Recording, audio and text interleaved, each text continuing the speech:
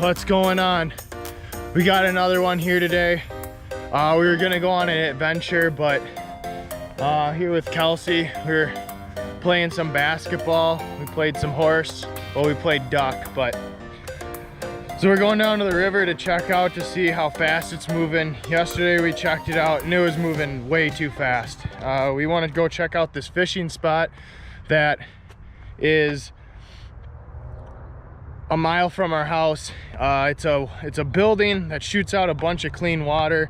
I think there's bugs and worms that shoot out with the water, so I would assume it's a good place for fish because our neighbor said that it dips down in front of the white house, and hopefully there would be fish sitting in there waiting for food, or you know, they like transition points, so maybe that clean water would be good. So we're gonna go check it out. Check you at the river. Look at her, what an absolutely great person. I was wondering where she was and what she was doing, but she was out picking up trash because people are irresponsible. Jedi Bantiki. I don't know what it is, but it's a fishing, swimming thing. We gotta throw it away, be good people. Oh, it's really full. Make sure that stays in there. All right, to the river. Yup, just as expected, the river's cruising right now. We saw some Canadian ducks in there and they're doubling walking speed, so we're definitely not going fishing today just because I don't think it's very safe to anchor up in a fast-moving river and try to fish. So we're gonna pull a quick audible here today and adapt a little bit. We're gonna dip back to the crib and show you guys a cheap, affordable way to get started to go on adventures or go camping, and just show you some of the gear we have and some of the strategy behind what we did starting out. So yeah, let's roll a montage on how fast this river's moving and check you back out at the crib.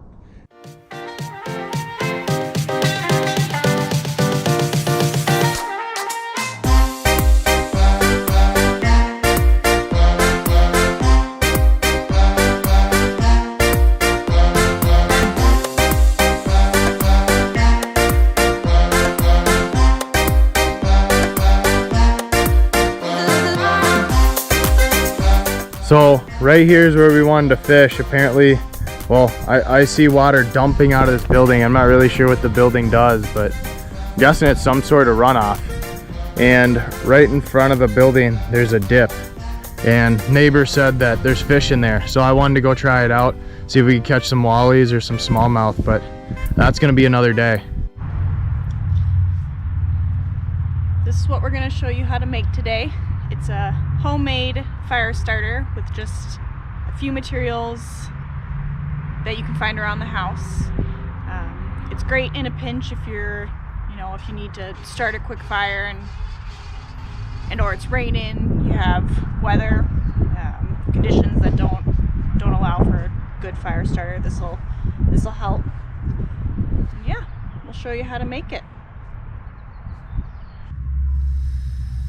A little unnecessary, but it's not a survival situation, it's just a tutorial.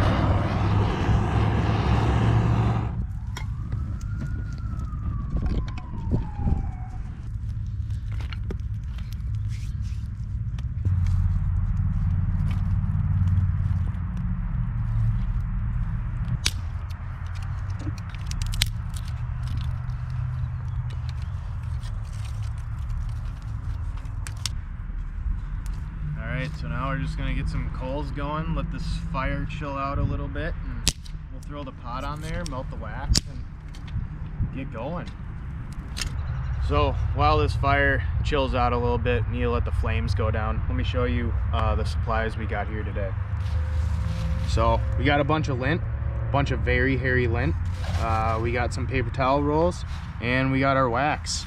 All you're gonna be doing is cutting the paper towel rolls, taking your little cylinder, jamming as much of this lint as you can in there, and then we'll dip it on in here. The more wax you use, the more durable or longer lasting that's going to be. Just make sure you're jamming as much of this lint in here as possible.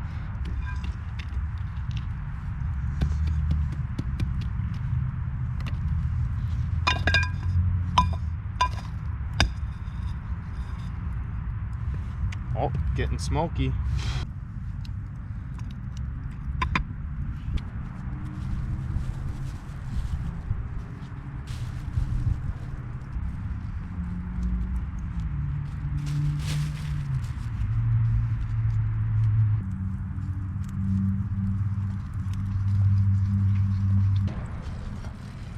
All right, we got a little bit of melted wax here, so let's get started.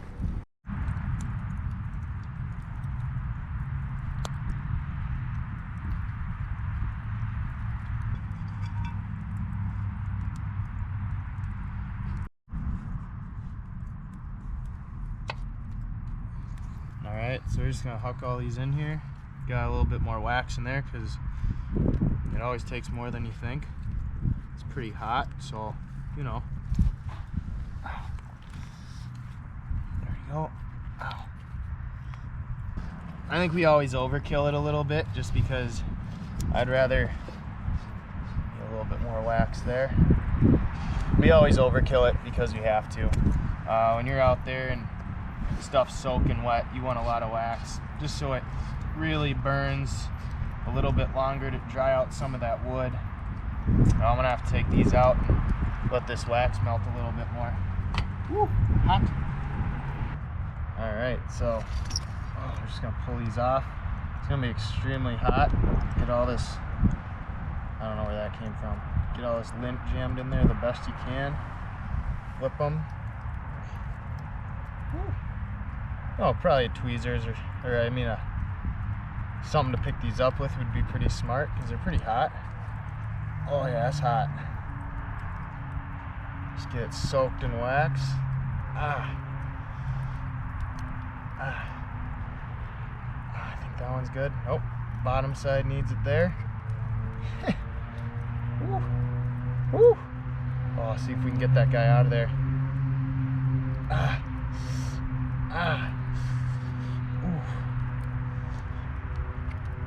All right, there we go. Get a good flip. Ow. And just jam this guy in somewhere. I think we're good. Here's a fresh plate of fire starters for you. Mowgli, how do you feel about your new outdoor cat tower? It's on, Mokes. You can start talking. Yeah? Alright, now that you guys know how to make fire starters, let's talk about how to get some cheap or free gear. There's a lot of different ways to do it, and we'll show you the ways that we did it.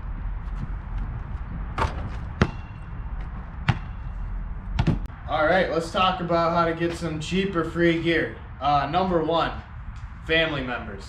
Look for people that are over 50 years old that were somewhat outdoorsy. I got gear from my parents, family members. A second place is Facebook Marketplace. Going to Facebook Marketplace is really good because it's a very saturated market. There's a lot of people selling or getting rid of stuff for cheap. What I would do is try to get the whole lot. Get your tent, get your sleeping pad, get your sleeping bag. Get everything that you don't have in bulk so you're not going around shopping, running all over town. So here's the stuff that we have, that we use starting out. We have upgraded a little bit, but for right now, this is the stuff we still use for our day-to-day. We use the higher end stuff for when we go to the boundary waters and have to trek 60, 70 miles in a week. So let me show you right over here what we got. So, the basics. The basics that we have, you need shelter. So, I got the Dino tent. This is the purple, yellow, green tent that we always use in our videos. This thing I got for free. I have 3 free tents, but this is the one we use because it's the most durable, and after about 12 years, it finally got its first rip.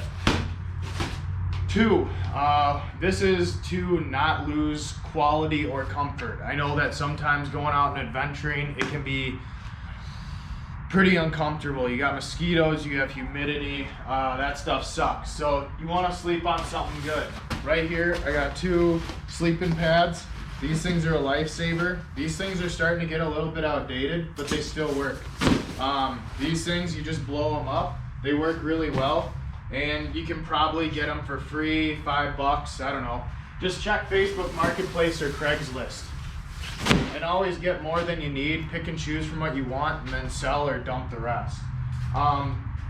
So that one, really good for comfort. Another one that I really recommend, if you're doing a hike-in site or a walk-in site, bring a chair. Always bring a camping chair. This thing's really light. I think it weighs, it weighs under 10 pounds. Oh, 3.6 pounds. Not very heavy. Really nice to have, so you're not sitting on the ground or sitting on a piece of wood after a long day. You really want to keep that comfort. Another one, these come in blow up, but we just have the foam stuffed in a pillow. These are small camping pillows. Get yourself one of these. These things are super nice. And then just a sleeping bag. The sleeping bag really doesn't matter. I would probably go for one that's on the lighter side. Getting one that's super heavy, you're just gonna sweat in the summertime. Not very fun. All right, so you got all your stuff. You got your tent, your pillow, sleeping pad, and now you need some accessories. Usually I'll just bring a pan, an all metal pan, cook it over the fire. You can also get little burners. I think I got a burner over here. Let's see, just get yourself one of these, a little propane tank, and you can cook just about anything. Just bring an all metal pan, it should be good to go. Another place to go to get accessories is Walmart. Right here, you got your spoon, you got your fork, super flat, and then this pops down into a bowl. Super convenient. I've had this for, I don't know, 8 years. Thing still works. I think it was $5. Walmart, they got everything. That's where I got that chair. That's where I got this. That's where I got the stove. If you're only going out a few times a year, Walmart, you don't need the nice stuff. A couple other things that's super, super nice. These bags, these are cinch bags.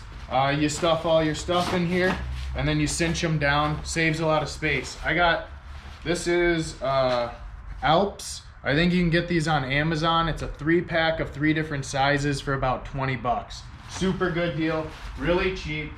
It's lasted me 5+ years. Another thing that's a good upgrade that I always want to talk about with people, this is an Explode sleeping mat. There's a bunch of different ones exactly like this.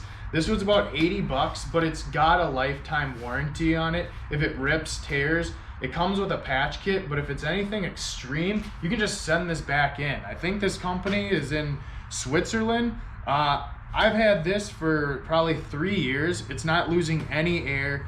I haven't seen any problems with it. It is a little thin, so you have to be careful with it, but super nice, super comfortable. If you're starting to look to upgrade, I would definitely go with a mat first, because those things take up a ton of room and they don't fit inside of your pack. So this was my first big upgrade, $80, real good deal.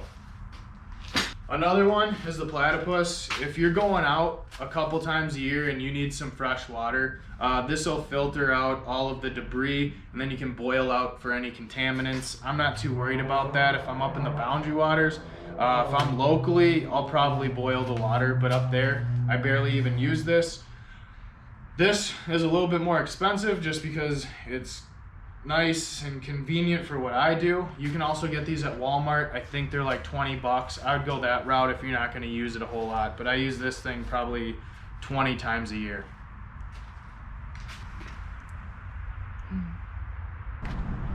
All right, so that's basically it. That's your basics. I think you can do it all for under about $200. Most investments for starting up a new hobby, I would say it's at least $1,000, $2,000. Camping, not a lot of upkeep, and you could probably do it for under $200, I would hope. Upgrading, that's all preference from there. Specialty stuff, that's all preference from there. I pack pretty light. I don't bring a whole lot of stuff, and I would definitely look for stuff that has warranties and stuff like that, because your stuff's gonna break, your stuff's gonna rip. I do that with all my fishing poles. I go to the Northland Sports Show for my fishing poles, and they all have warranties on them, so if the tip breaks, if anything happens, I can just return them. That's a sign of a good company. So thanks for watching. Hit like, hit subscribe. It's really easy to do. It's healthy, it's fun. I'm gonna go play a game of horse. So thanks for watching. Check you next time.